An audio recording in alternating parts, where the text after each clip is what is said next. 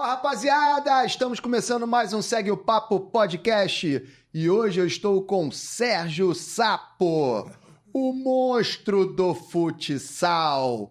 Vou falar um pouquinho aqui sobre ele. Natural do Rio de Janeiro, 4 filhos, 66 anos, ex-jogador de futebol de salão, que agora é futsal, e ex-treinador da mesma modalidade de esporte. Sapão, muito obrigado pela tua presença. Obrigado você. Cara, seja muito bem-vindo. Prazer estar aqui. Eu esqueci de falar pra você que eu tenho uma neta, Sofia. Tem uma neta ainda? 5 anos. Pô, tá garotão assim. Vovô garoto. Meia, bem tratado. Bem conservado. Bem conservado. Sapo, Fala, meu velho. fala aí da origem do teu apelido pra gente começar o nosso bate-papo, cara. Rapaz, eu morava no subúrbio, no Barão do Bom Retiro, e comecei a jogar pelada de rua e tal, e entrei numa de ser goleiro. E aí o cara olhou pra mim com o olho esbugalhado, mão grande, pé 41 naquela época já, pô, botou meu apelido de Saparuga. E esse negócio ficou Saparuga e tal. Só que no Mundial de Futsal Interclubes, em 86, Januário de Oliveira pediu o Sérgio do Bocage pra pegar o apelido de cada um. E aí fala, pô, o dele é Sapo, o outro é o Fusquinha de porta aberta porque tem a orelha torta, Paulinho Shaolin, e assim foi. E aí ficou, cara. Eu não sei nem mais meu nome. Todo mundo já te chama de Todo mundo já me chama de Sérgio Sapo, já tá englobado no... Já tá englobado, é sapo pra cá, sapo pra lá. Não tem mais negócio de Sérgio Aguiar Guimarães Filho, não. Maravilha. Conta pra gente como é que foi o teu início, cara, o teste que você fez inicialmente. Porque eu jogava pelada de rua. Em 67 teve aquela enchente monstruosa no Rio de Janeiro, a Barão do Bom Retiro ficou arrasada, e ficou um pedaço que a gente chamava de Maracanã. Eu jogava bola ali direto o dia inteiro, até que jogava direitinho. Aí eu fui no Vitória Tênis Clube, que é ali no Lins. Fui lá para fazer um teste, fui com conga. Conga? Conga, maluco. Escorreguei, barbaridade, não toquei nem na bola. Com 5 minutos o cara pediu para ir embora. Que naquela época era taco, né? Para voltar depois, que era taco, Para voltar depois. Pô, eu fiquei arrasado, maluco. Cheguei em casa, nem falei nada. Aí, em 69, eu me mudei pro Grajaú. E ali entrei de sócio pro Grajaú Tênis Clube. Minha família entrou de sócio e tal. Eu comecei a bater uma bola lá, com futebol de saco de tênis. Fui acostumando, mas eu fiquei meio... Eu não queria jogar. Aí, em 72, o Paulinho Shaolin, um monstro do futebol de salão, foi seleção brasileira e tudo, falou assim, pô, eu vou te levar lá. Ele foi nem em casa me buscar. E naquele dia eu fui lá. Fiz o teste. Passei, ganhei 2 lanches e comecei titular do Grajaú Tênis Clube, fui campeão carioca em 72 e fui convocado para a seleção carioca naquele ano. Então aí você começou a trilhar o teu caminho. Aí comecei a trilhar o meu caminho dentro do futebol de salão. Muito bacana, cara. E como é que foi aí a sequência de títulos, de quando você começou efetivamente... Vou te falar. 72 já fui campeão infantil no Grajaú. Fui para a seleção carioca. Aí, 73, não fui campeão. 74 também não. Fui campeão juvenil em 75 no Grajaú. 76 eu fui campeão adulto. Eu era juvenil ainda. E depois eu voltei para o Grajaú Tênis Clube em 95 para parar de jogar e fui campeão pelo clube onde eu iniciei. Isso para mim não tem preço, né? Lógico que eu tive, aí eu acho que uns 12 ou 15 títulos estaduais, que eu joguei Grajaú Tênis, Grajaú Country, Vasco, onde eu fui para a seleção brasileira, foi no Vasco.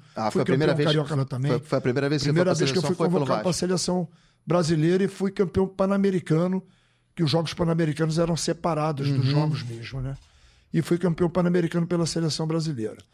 Mas no Bradesco, onde foi o primeiro clube empresa e treinava em 2 períodos, aquela equipe de lá, nós ganhamos tudo que você possa imaginar.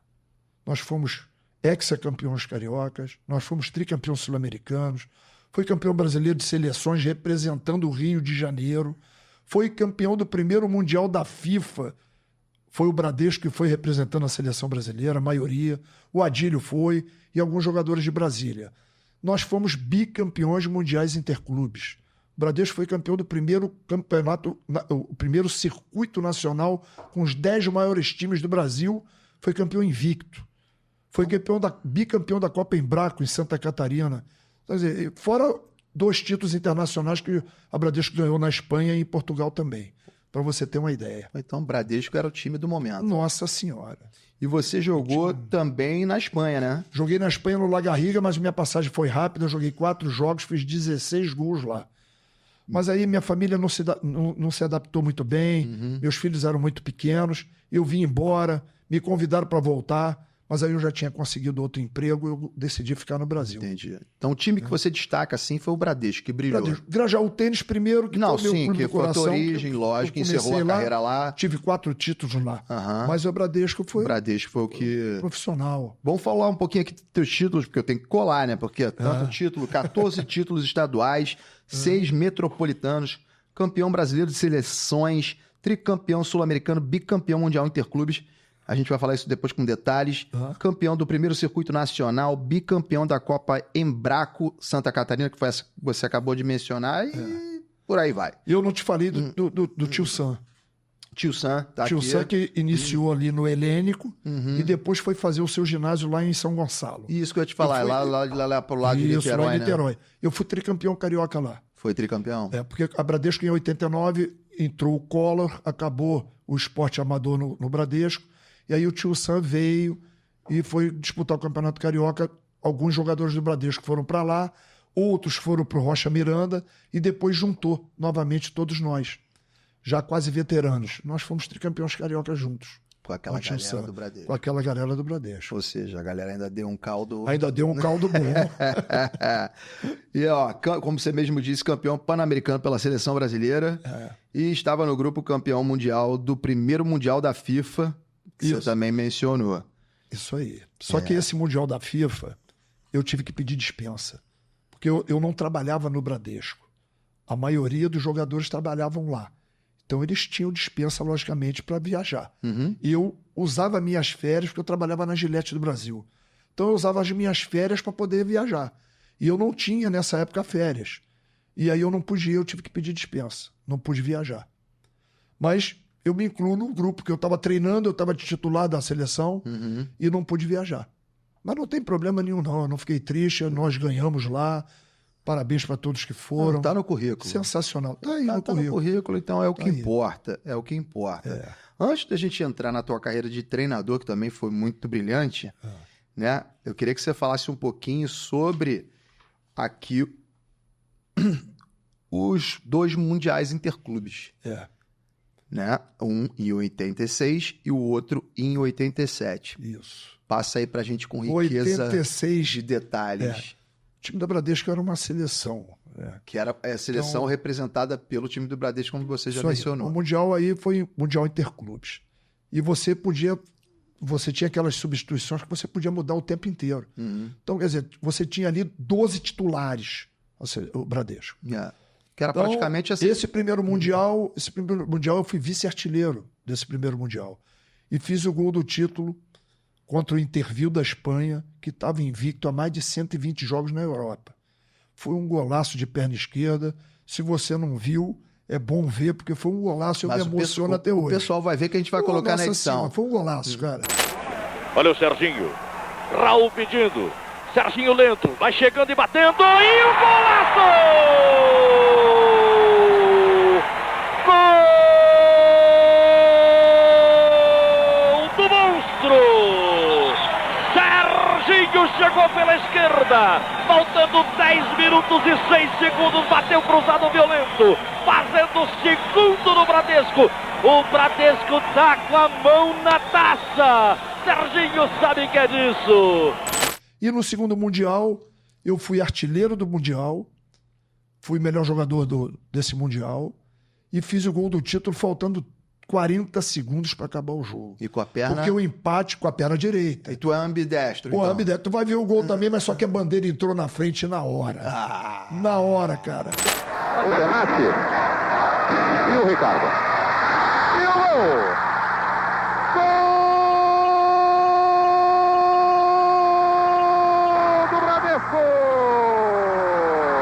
E esse jogo, eu fiz 2 gols, ainda deu passo para o Carlos Alberto empatar o jogo, estava 1-0 Perdigão, 1-1.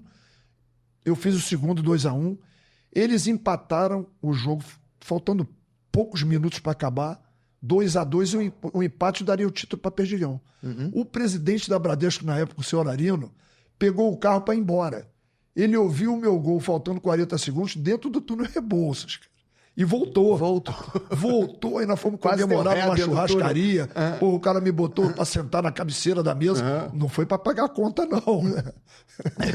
Porque eu fiz um golaço mesmo, faltando 40 segundos. Hoje quase causou um acidente no túnel. Hoje eu ainda entro naquele clube, rapaz, e olho para aquelas balizas lá, não tem como não se emocionar. Então eu me emociono até hoje, entrando ali, que eu entro lá todos os dias. Passa um filme, né? Passa um filme na minha cabeça. Legal, cara. Sensacional. Muito legal, muito legal. Porque então você foi vice-artilheiro em 86 e o artilheiro de 87. E era conhecido como ala pivô que infernizava os parados. Né? Porque a gente começou a fazer essa coisa de mudança de posição, eu e Carlos Alberto, que era o pivô da Bradesco. Então ele tinha um bom passe e tal, e a gente fazia muito essa troca. Eu ia pro pivô e ele ia pra ala. E foi assim que foi o gol do empate do segundo Mundial.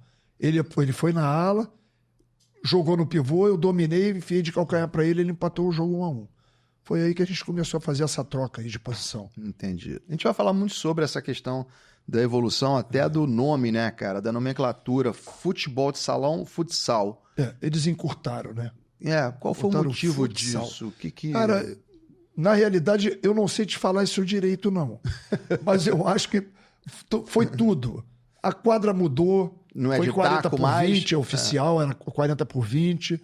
A bola mudou, você podia fazer quantas substituições quisesse. E foi assim que aí mudou o nome para futsal depois que a FIFA assumiu. É por aí. Entendi. Nem taco é mais, eu não sei qual é o... Tem um outro tipo de piso que é muito usado nos campeonatos mundiais. Aqui no Rio, aqui no Brasil, algumas quadras já são assim. É tipo aquele... É um plástico, aquilo que eles encaixam uma na outra. E eles fazem aquilo, montam em 2, 3 dias, montam a quadra, colocam as fitas para marcação da quadra. É uma arena ali, praticamente. É uma arena, e depois que acaba o campeonato, eles tiram. Tá, e eu vou te fazer uma pergunta, né? Eu sei que você marcou a época, né? Você foi um cracaço do futebol de salão na época. O que você acha como é que você renderia hoje? Você acha que hoje as condições são mais favoráveis ao jogador à medida que a bola era menor, salvo engano, e pesada, a bola não quicava? O que você acha que facilita o drible, facilita o chute, facilita um lençol? Hoje se evoluiu muito, né? A quadra do Bradesco, por exemplo, se não me engano, era 30 por 16, e você jogava o adulto ali e tinha jogo. Hoje você coloca um jogo de adulto numa quadra desse tamanho e você não tem condições de jogar. Não vai jogar. As regras eram outras, as regras mudaram. Então, hoje em dia, a preparação física mudou muito. Né? Você tem uma velocidade impressionante. A habilidade, são poucos jogadores que têm essa habilidade hoje. Ainda mais depois que o Falcão parou de jogar. Você tem o Ricardinho na seleção de Portugal, que eu comentei com você antes aqui, que foi considerado 5 vezes o melhor jogador do mundo. Foi campeão mundial por Portugal. Jogadores de habilidade, muito poucos. Você não vê mais essa habilidade toda. Você vê muita correria, muita parte tática, né? É isso que mudou no futsal. Entendi. Entendeu? Então vamos entrar agora aqui na tua carreira de treinador, como eu te disse, e repito que também foi muito brilhante. Vamos lá, você virou treinador das categorias de base do Grajaú Tênis Clube, né? Que você tem toda uma história lá, né? Depois foi treinador campeão de pré-mirim no Fluminense, coordenador da base do Botafogo. Perfeito? Isso, perfeito. Eu comecei no Grajaú, em 93 eu abri a minha escolinha lá, eu voltei para jogar no clube, porque o presidente me fez essa oferta. Falou Já assim, era de casa lá. Volta para cá e começa a tua escolinha. E eu coloquei as categorias de base para disputar o campeonato. Lógico, trazendo os garotos, principalmente da escolinha, para disputar o campeonato pelo Grajaú Tênis Clube. Aí fui treinador de 3 categorias, cara. Eu dava treino para fraldinha, pré-mirim, mirim. Hoje mudou, né? Hoje é sub-8, sub-10, sub-12, sub-9, 11, 13. Aí comecei ali no Grajaú. Do Grajaú fui pro Fluminense. Fui ser treinador do Toró, que era um absurdo jogando esse esporte. Absurdo. Depois ele foi pro campo, foi em todas as categorias de seleção brasileira. E o Toró, o apelido dele é porque ele fazia chover, Fazia né? chover. Nas Fazia categorias chover. de base do Fluminense. Meu filho jogava junto com ele, tá lá no Fluminense, nós fomos campeões de pré-mirim. Depois dali eu fui para ser coordenador das categorias de base do Botafogo. Mas aí o patrocínio acabou, eu parei por aí, fiquei só na escolinha e tal, com meus projetos aqui no Rio. E aí fui convidado. Não, mas para. Antes de você entrar nesse assunto que é sensacional, eu quero que você me diga qual era a tua grande dificuldade ao ser treinador das categorias de base, né? Rapaz, esse é um ponto que eu falo até hoje. A maior dificuldade realmente são alguns pais. Alguns pais, outros não. Alguns que de repente, não sei lá, se não conseguiram jogar futebol, ou se ficaram frustrados com alguma coisa, porque eles querem passar uma coisa para os filhos que você não sabe nem se o garoto vai seguir carreira, se ele vai continuar sendo jogador de futebol. Se é isso mesmo que ele quer, né? Porque muita criança muda. Ele quer fazer natação, ele quer fazer vôlei, ele quer fazer basquete, ele ainda não se decidiu.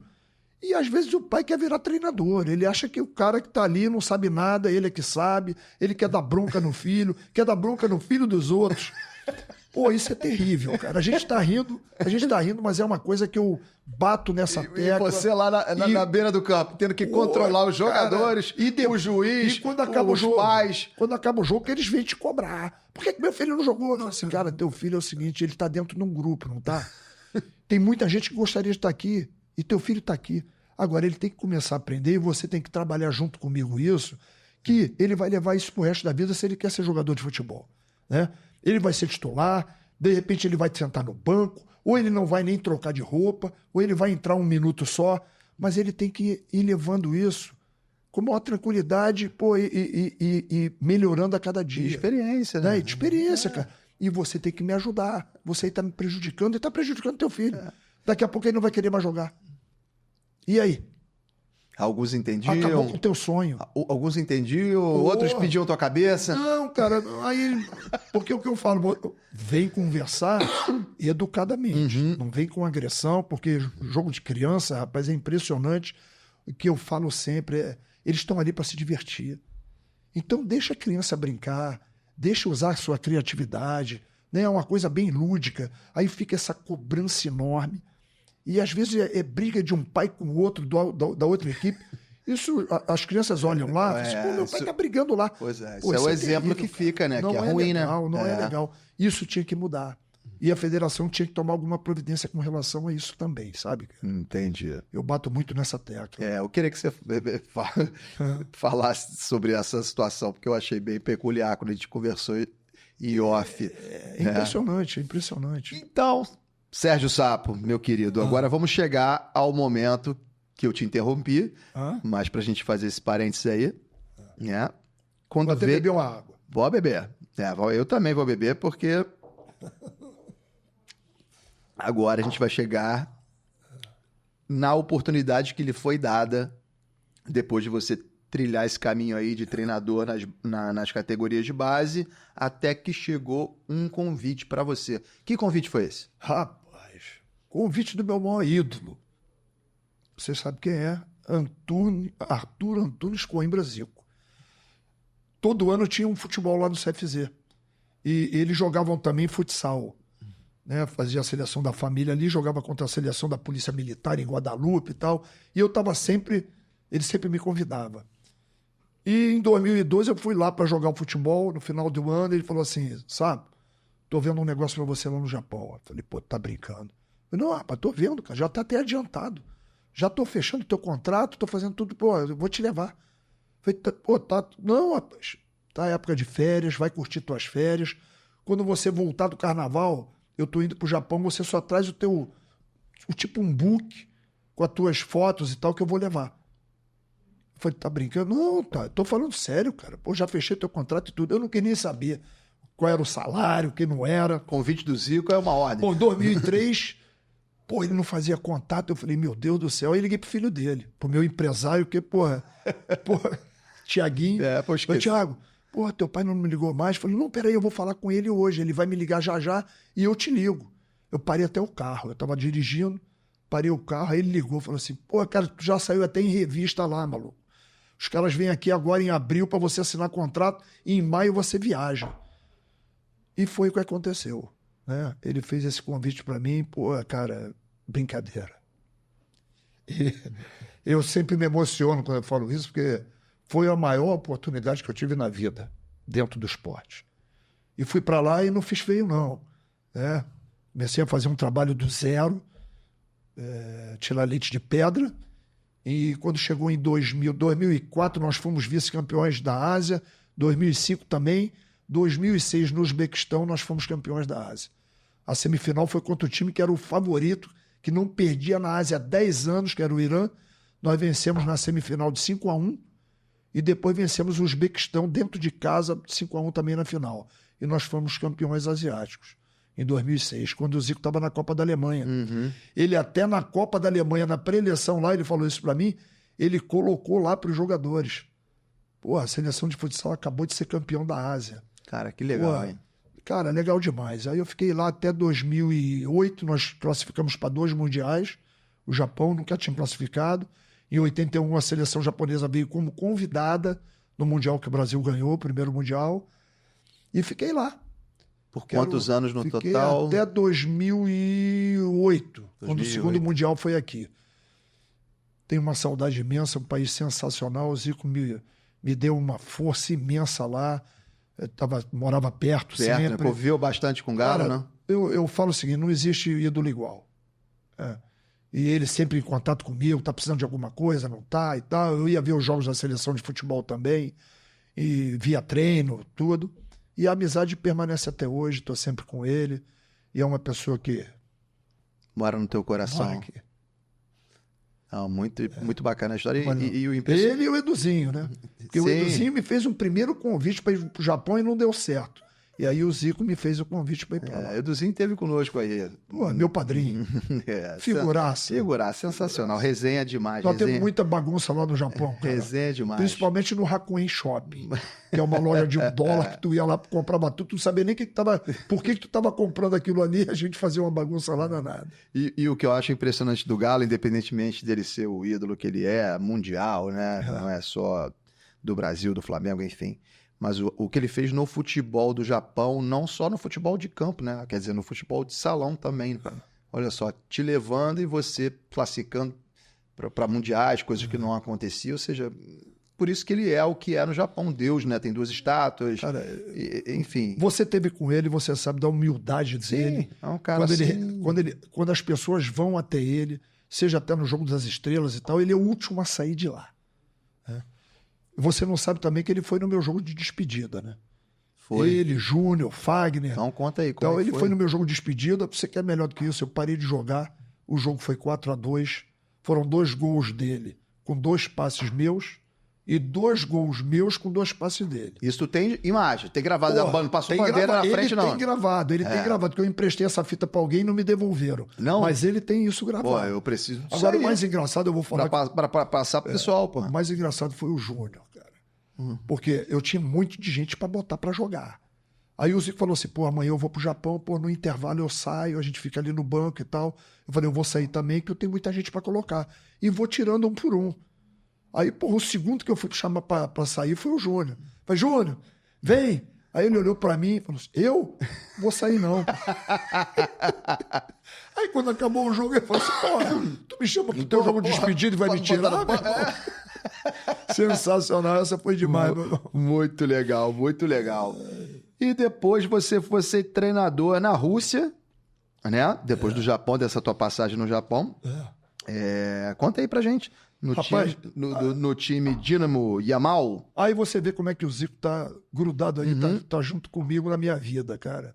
Eu fui pra Rússia, fui ser treinador lá do Dinamo Yamal, maior time da Rússia. Fomos campeões da Rússia. Depois eu vim embora, o Zico foi pra lá. Foi ser treinador do CSKA. E eu tava lá ainda, aliás. E depois eu vim embora. Dali eu fui pro Uzbequistão. Fui ser treinador da seleção do Uzbequistão lá. E o Zico também trabalhou lá. Pô, então, quer dizer, foi estreitando cada vez mais o laço. Brincadeira. Aham. Dali eu fui pra onde? Fui pro Catar. Quem é que foi trabalhar no Catar? Zico também. Só que no Catar eu não consegui trabalhar. Porque os caras, eles não querem saber muito disso aí, não. Já sai da faculdade ganhando uma grana, família com dinheiro. Aí o Ricardão estava me falando que ele trabalhou com a Autuori lá. 5 vezes por dia. E aí você faz uma convocação de 14 atletas, aparecem 5. Ué, cadê os outros? O outro saiu de férias, está em Dubai, está curtindo férias não sei aonde. Ele não quis vir. Não há muito compromisso, né? Não há muito compromisso. O Ricardo havia me falado isso quando ele trabalhou com a Autuori lá no... Com certeza. O Autuori também, tu vai embora? Eu falei, vou embora, cara, não consigo trabalhar assim. E aí eu vim embora, fiquei no Brasil aqui de vez, não voltei mais, eu acho que saí um pouquinho também e quando é que você mercado, né? E quando é que você encerrou essa... Mas você foi medalhista de bronze nos Jogos Asiáticos. Nos Jogos Asiáticos pelo Uzbequistão. Exatamente. Então, quer dizer...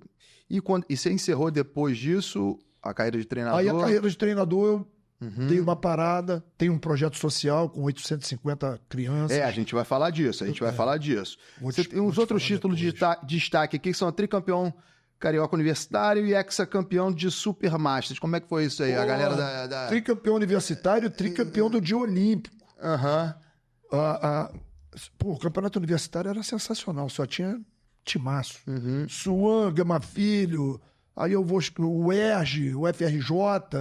Só tinha timaço, só craque jogando. Os maiores nomes do futebol de salão, você pode acreditar que jogavam esse campeonato universitário aí. Depois de velho, veio o Supermaster. Isso que eu ia te falar. Por isso que eu fiz esse paralelo, né? Ou seja, desde de campeonato universitário, você sempre vivenciou o futsal, né? Sempre venciou. Eu tive oportunidades imensas no campo, cara, e não fiquei. Isso que eu ia te perguntar, cara. Como é que foi isso? Não fiquei. Você teve oportunidade, não quis, não aproveitou? Rapaz, como é que foi isso? Eu queria muito, sabe o quê? Eu queria muito era brincar e ir pra praia todo dia. Mas aí você tá parecendo os caras de Catar também, pô? Nessa época. Então, o Fluminense treinava de manhã, de tarde, era o Farias, era o treinador. Eu tava lá no Fluminense, no grupo com o Mário, que tá em Portugal hoje, que jogou no Fluminense. Falou, cara, tu tem que levar a sério essa coisa. E eu não levei. Fui pro Flamengo. Mas isso com quantos anos você dava? Tinha 13, 14 anos. Que é uma época comum da galera fazer essa migração, né? É essa época aí. Depois não vem com 18, com 19, já era. Esquece que você não vai... Você vai falar sobre isso. Só se tu matar um leão e tu não vai matar um leão. Tu jogou aonde? Não joguei, não tem condição, meu irmão. Aí fui pro Botafogo, Charles Boré preparou o contrato para eu assinar e eu não quis ficar.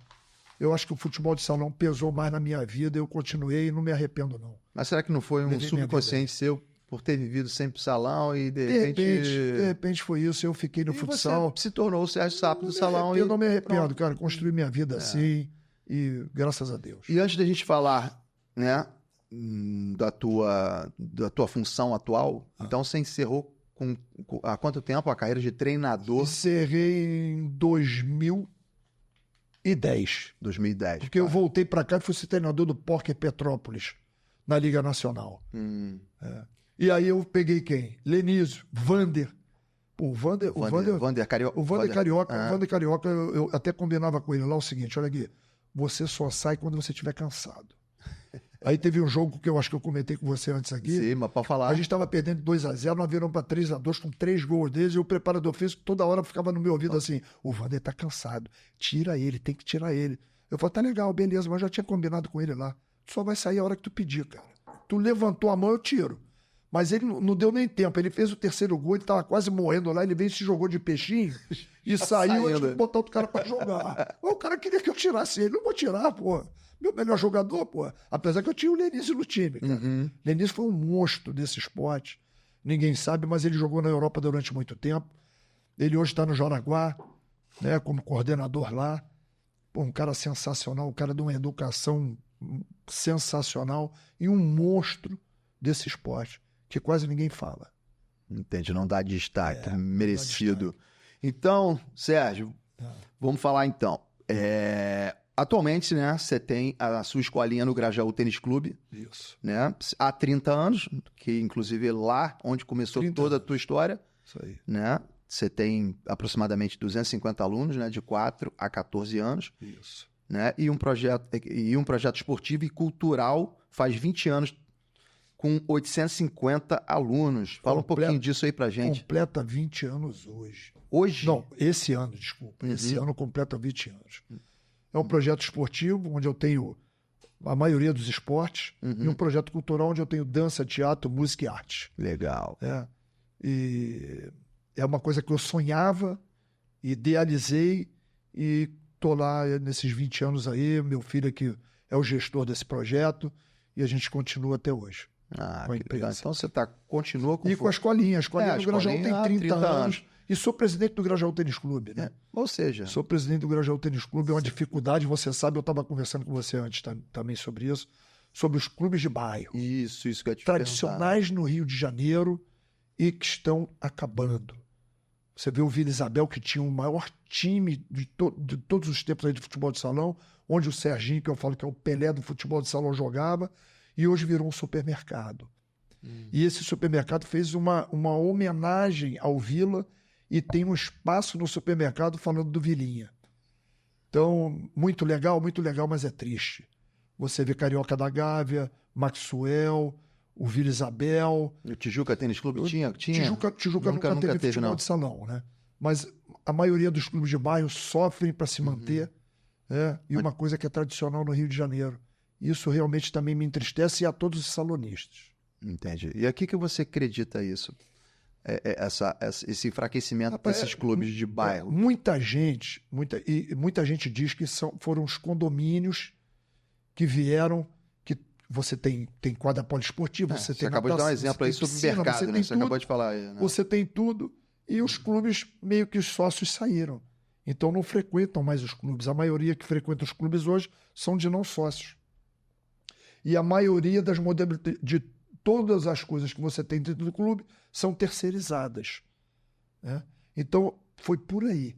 Aí, para você ter uma ideia hoje, campeonato de adulto de futebol, de futsal no Rio de Janeiro, tá meio morto. Meio morto. Você não vê um clube do Rio de Janeiro na Liga Nacional. Isso que é... O que você tem hoje é a base. Hoje você tem campeonato da base, do sub-9, sub-11, sub-13, 15, 17. Que é um trabalho, inclusive, que você tem desenvolvido a partir da tua escolinha. O meu sub-17 foi tricampeão carioca de sub-17. Inclusive, quem trabalhou foi o Mário Jorge, que trabalhou, que é campeão da Libertadores sub-20 do Flamengo. Do Flamengo. Trabalhou com a gente lá também. Futsal. Veio do futsal. A maioria hoje da base, nos principais times, não sei se do Brasil, mas me arrisco em falar que também. A maioria dos garotos saem do futebol de salão, saem do futsal. Muitos treinadores também estão no campo, saíram do futsal. Então você vê a importância que é. E você, com todo embasamento, pode dizer qual é a importância do futsal para a formação de um jogador do campo. Naquela idade que você teve a oportunidade, mas... Com certeza. Qual é a importância? Porque aí de 13 a 14 anos você já pode migrar ou você ficar no futsal e no campo e depois você decidir já ir para a tua carreira de futebol de campo. Ou não, eu quero seguir no futsal. Aí beleza, vai seguir no futsal. Mas no campo é isso. E você tem o raciocínio rápido, você tem que pensar muito rápido, curto, né? O espaço curto, o drible curto. Os principais jogadores de futebol, cara, começaram onde? Você pode reparar. Zico, Rivelino, Ronaldinho Gaúcho, Ronaldo Fenômeno, Robinho, Neymar, o próprio Neymar. A maioria deles começou no futebol de salão. E saíram no momento certo do futsal.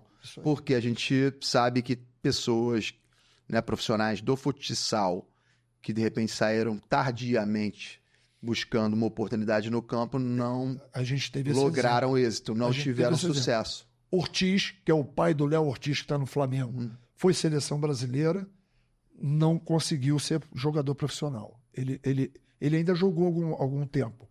Manuel Tobias jogou no Grêmio, mas também não seguiu. O próprio Falcão, que foi para o São Paulo, na época que ele foi considerado o melhor jogador do mundo, ele foi para o São Paulo, mas lá encontrou quem? O Leão. Mas será que foi esse o problema? Ou é porque foi tardio? Com todo o respeito que eu tenho ao Leão, o Leão não deu a oportunidade que o Falcão merecia.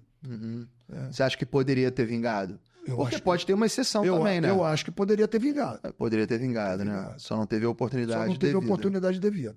Entendi. Então, o teu projeto no Grajaú, né, por ser hoje presidente, onde você construiu a tua belíssima história aí, é que um dia os clubes de bairro voltem a ter efetivamente times profissionais. Rapaz, eu espero que o Rio de Janeiro tenha, porque você depende muito do patrocínio, né? Você não tem um patrocinador. Para algum clube do Rio de Janeiro disputar a Liga Nacional. Eu estou ouvindo falar que o Vasco vai disputar uma Liga Nacional. Eu espero. Pô, se Deus quisesse, o Pedrinho... Pedrinho é oriundo do futebol de salão, né? Ele, Felipe, então, né? se Deus quiser, ele vai colocar o Vasco para disputar a Liga Nacional. E Sapo, me corrija se eu estiver errado. Eu acho que o último time do Rio, independentemente de ser de bairro ou times como Flamengo, Vasco e tal, eu acho que o Vasco foi o último clube Eu acho que o Vasco foi o último que disputou a Liga. que disputou. Eu acho que sim. Que na época, eu acho que sim. com o Vander, com o Manuel Tobias, Schumacher, tinha um timaço. Tinha um timaço, né? Tinha um timaço. Tinha um timaço. Foi aí. Você hoje, as próprias categorias de base, alguns clubes têm algum patrocínio pequeno, mas a maioria são os pais que patrocinam as equipes. E é uma coisa ruim.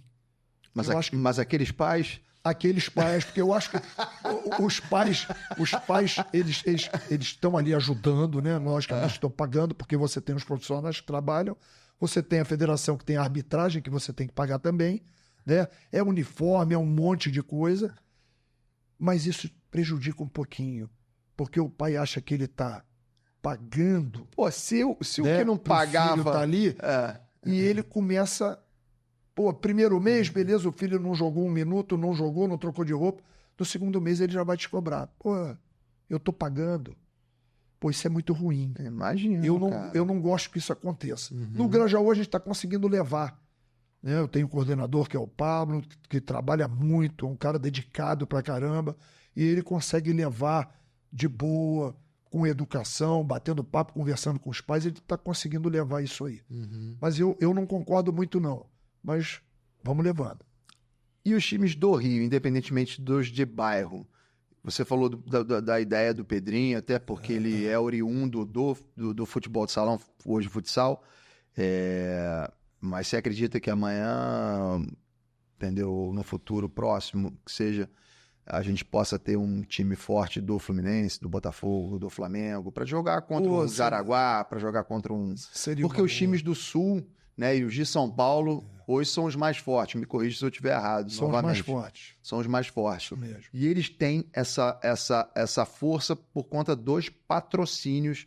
Não é porque eles não no São Paulo não, né? Mas Santa Catarina, por exemplo, não tem empresa, né? Porque não é nem não tem o futebol como a gente, né, do Sudeste que tem, não que os caras não curtam futebol, não me interpretem errado.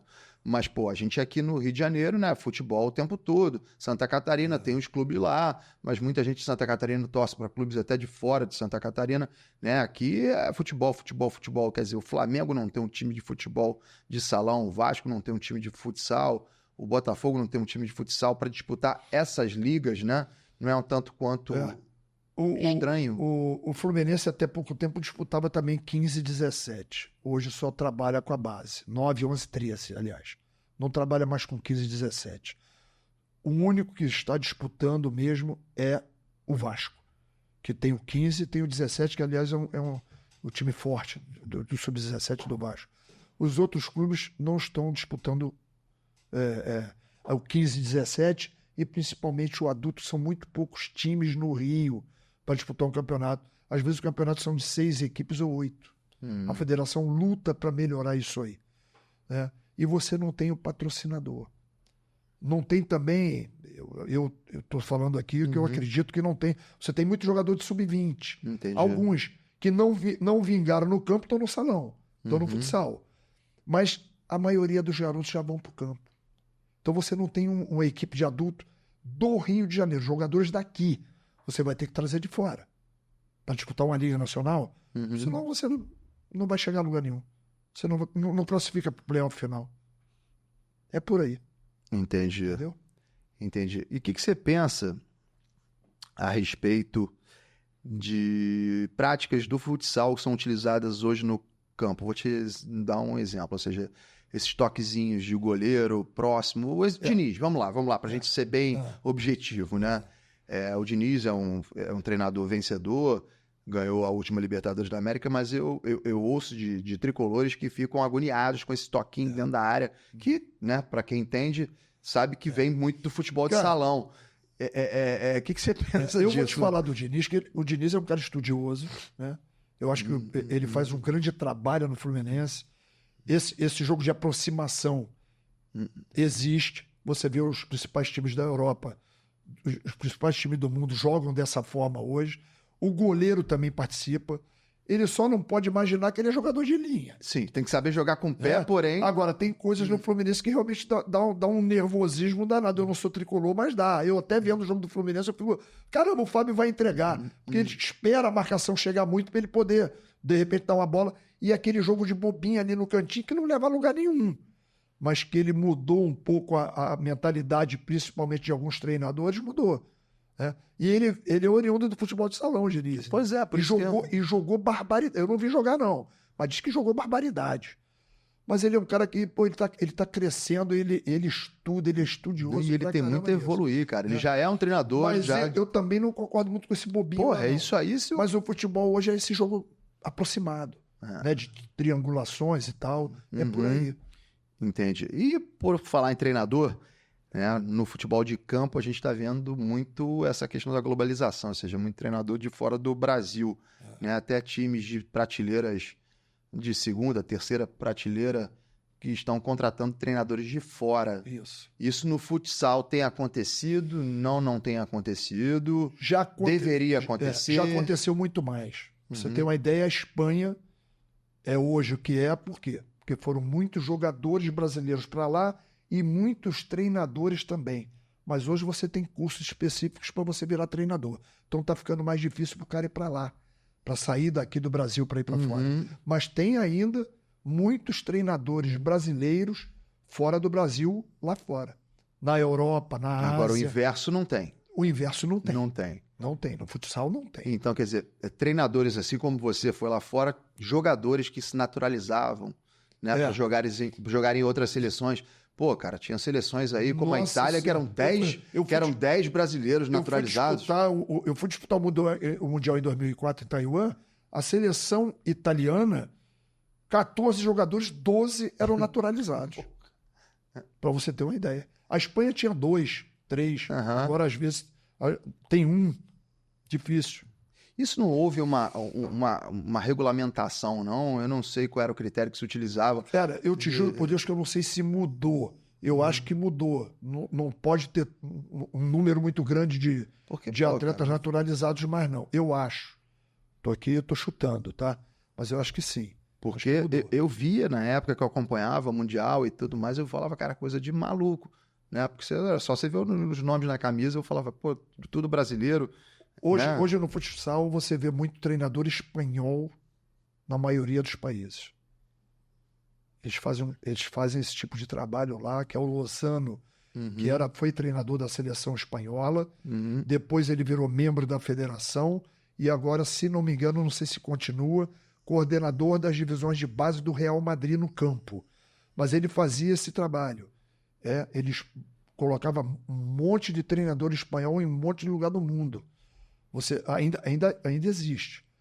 A seleção japonesa, quando eu saí, foi um espanhol para lá. Depois que esse espanhol saiu, foi outro espanhol. Agora não. Agora tem um ex-jogador que foi da seleção comigo, que ele é o treinador da seleção japonesa. E foi isso que eu falei para eles quando eu saí de lá.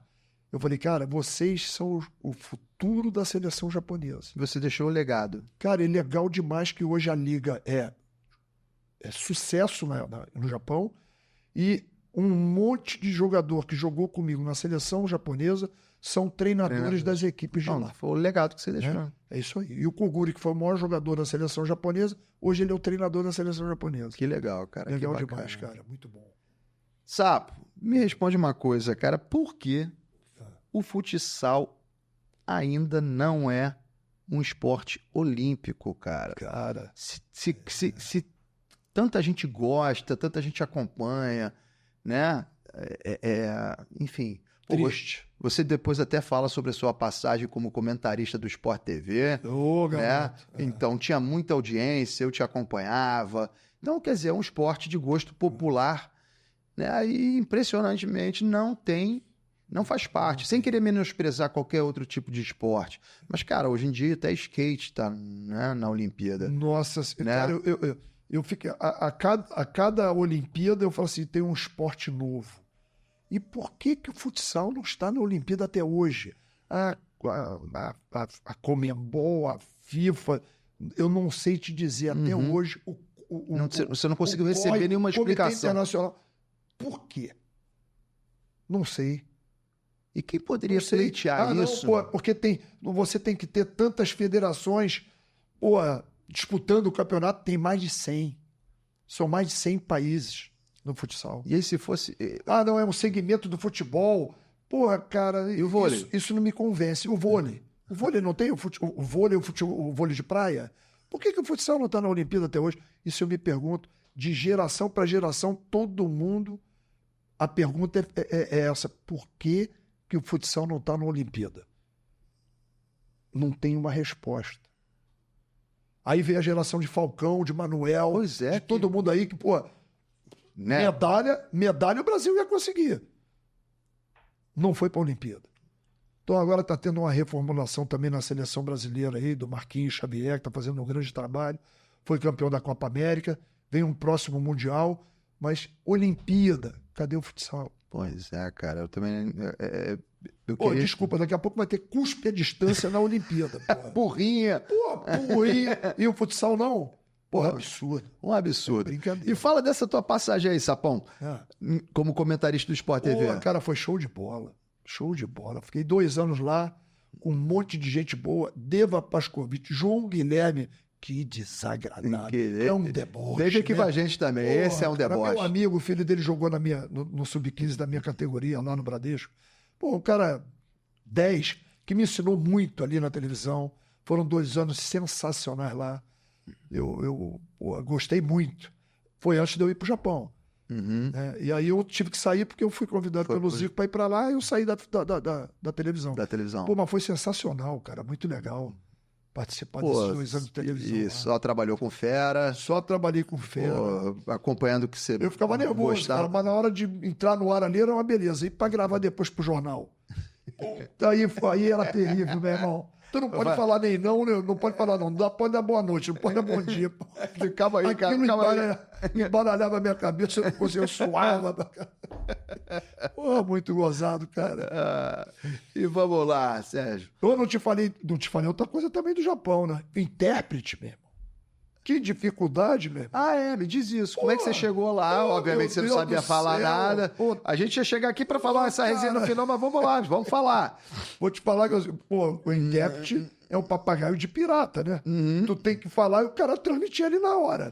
Porque o Zico te convidou e falou: o intérprete tá te aguardando aí no aeroporto. Essa foi demais, meu irmão. Vem cá aí. O intérprete já chegou? Eu falei, não. Vê se tu vai gostar dele aí.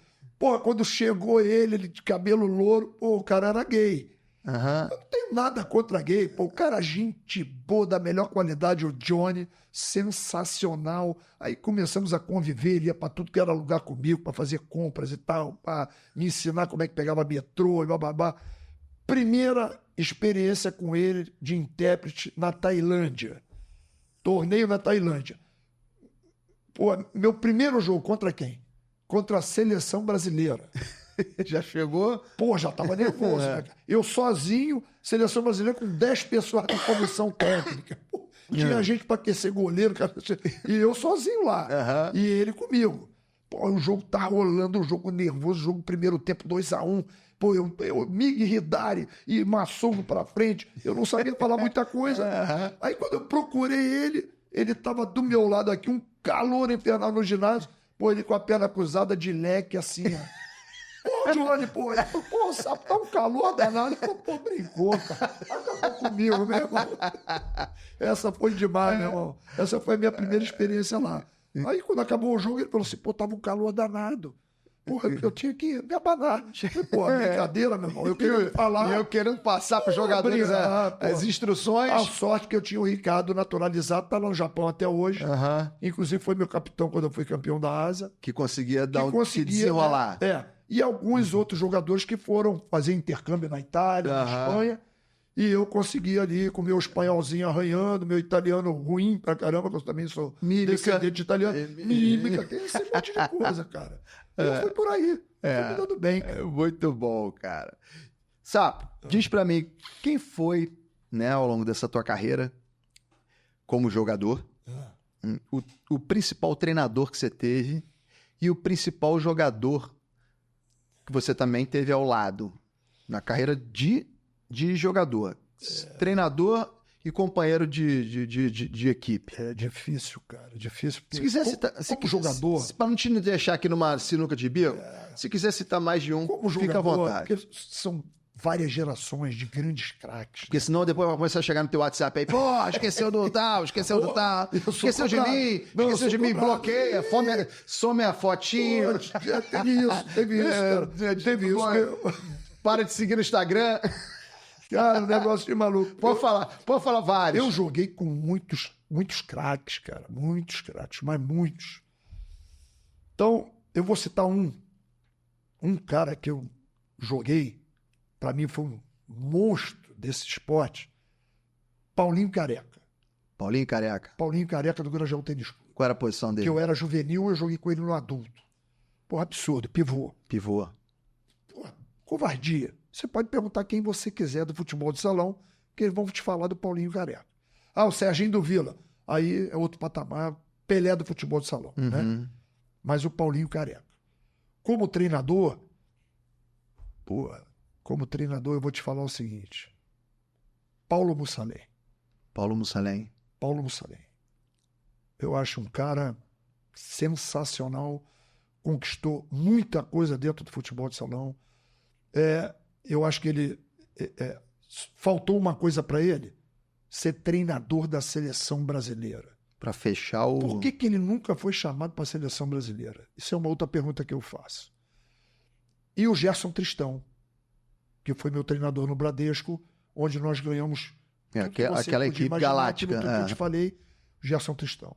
Esse foi outro grande treinador que eu tive também. Então, beleza. É isso. Já que você saiu dessa sinuca de bico, eu vou te colocar em outra. E pra você, quem foi o melhor jogador de todos os tempos do futsal? Ih, rapaz, esse agora é a hora do bloqueio. Agora esse é outro. Bom, Serginho do Vila, eu já falei que... Pra gente também não ser injusto, porque eu sei que gerações, né? Como hoje falar... Eu não gosto muito dessa comparação de geração, né? Não, Messi, nem eu. Pelé, Zico, entendeu? Pô, cara, cada um teve sua geração. Com certeza. Entendeu? Porque eram outras épocas que também discordo muito quando falam que... mas antigamente o futebol era assim, pô, era diferente, Só que, cara, o cara do potencial, né? O cara que tinha potencial antigamente... Com a preparação física de hoje... Pô, ia jogar bola. Pelé não ia jogar. Pelé não ia jogar hoje. Porra, o Garrincha ia jogar. Então isso não tem sentido algum. Lógico, eu também então, para te tirar um pouquinho da sinuca de bico, eu vou tirar um pouquinho a bolinha da quina aqui, vou botar um pouco mais pra cá, cara. Você pode citar de gerações assim, entendeu? Desde que você iniciou nessa vida de futebol de salão, na época, hoje futsal. Vou falar rapidamente assim? Pô, fica à vontade. Aécio, Serginho do Vila, Adilson, isso do Vila Isabel. Grajaú, Paulinho Careca, monstro. Boquinha, outro monstro. Dalquir, monstro. Mas isso na década de 60 lá. Mas jogadoraços do futebol de salão. Aí vem Vevé, Tamba, Sorage, que jogou no Palmeiras, Mauro Bandit, que é um cara de uma habilidade impressionante, Paulinho Chaulinho. Pô, os caras do Bradesco, é muita gente, né? Aí tu vem pra outra geração aí, pô, Manuel Tobias, Falcão, Lenísio, Schumacher, aí eu vou esquecer, Vander Iacovino, Vander Carioca, pô, tem um monte. E aí eu não sou muito de falar, mas eu vou te falar, não vou ficar em cima do muro, não. Eu acho o Falcão... Porque o Falcão é considerado, né? Outro patamar, um jogador de uma habilidade impressionante, né? Difícil de você ver. Eu falo do Ricardinho de Portugal, que foi considerado o melhor jogador do mundo cinco vezes. Um jogador de uma habilidade impressionante também. Mas o Falcão é considerado o melhor jogador de todos os tempos. Isso que é. Né? Ele é considerado. Mas alguns têm a sua opinião. Eu tenho a minha. Eu acho o Falcão um monstro. Mas, para mim, Manuel Tobias. Manuel Tobias. Eu acho que ele era de uma objetividade. E um cara decisivo pra cacete. Não tinha habilidade, mas era mais objetivo. Não, ele tinha habilidade também. Mas não ele era um cara objetivo. Pra mim, foi o Manuel. Melhor jogador que eu vi. Esquece Serginho do Vila lá atrás, o Pelé. Eu não vou tirar isso nunca, mas pra mim foi o Manuel. Entendi. Tem muita gente que concorda, mas fica em cima do muro e não fala. Não, e você tá falando, é isso aí. Eu falo porque eu realmente acho assim, dessa forma. Saiu com... Falcão é monstro? Pô, sem dúvida. Quem é que vai discordar que o Falcão fez coisas absurdas dentro do futebol do futsal? Ninguém pode, pô. Não, com certeza. Você saiu com maestria da sinuca de bico. Mas a minha opinião é essa. Sérgio Sá, meu querido, cara. Obrigadão, Rodrigo. Foi um prazer estar contigo aqui, cara. É sempre um prazer falar do futebol de salão, o esporte que, foi a minha vida. São mais de 38, quase 40 anos aí nessa. 40 anos? Mais de 40. São 52 anos que eu estou dentro do futebol de salão. E continuo contribuindo, aprendendo, porque você nunca sabe tudo, né? Esse negócio de, eu sei tudo, sei lá. Eu continuo aprendendo, continuo estudando, continuo lá com a escolinha, com o projeto, e continuo vivenciando esse esporte que, me deu tudo na vida. Parabéns aí, cara, pela tua carreira, não só de jogador como de treinador, e também por estar aí hoje, muito obrigado, brigando pelo futsal, que é uma modalidade esportiva. Muito obrigado pela oportunidade. Pra você ter uma ideia, meus filhos falam que eu sou marrento. Mas eu não sou marrento não, cara. Eu ganhei o que eu ganhei dentro do futebol de salão porque eu trabalhei para isso. Então é por aí. E você é desenho, gente boa demais. E continuo dando aquele recado pros pais. Deixa seu filho brincar. Isso na escolinha principal. É importante, né? Deixa ele estar lá e a gente vai levando conforme a música veio conversar comigo, que eu também não sou o rei da cocada, mas é legal a gente bater esse papo. Sempre, às vezes tem um problema ou outro, e a gente conversa e vai chegando lá. Isso impacta na educação da criança. É muito ruim, sabe? Você tem que deixar teu filho lá. Você colocou na escolinha é para ele aprender. Você não é treinador. O professor está lá para isso. Então depois, você vai lá, conversa com ele. E aí, foi legal? Gostou e tal? Poxa, eu achei que você tem que trabalhar mais um pouquinho o passe aí e tal, né? Mas conversa. Você quer falar uma opção de coisa para ele. Você nem jogou bola.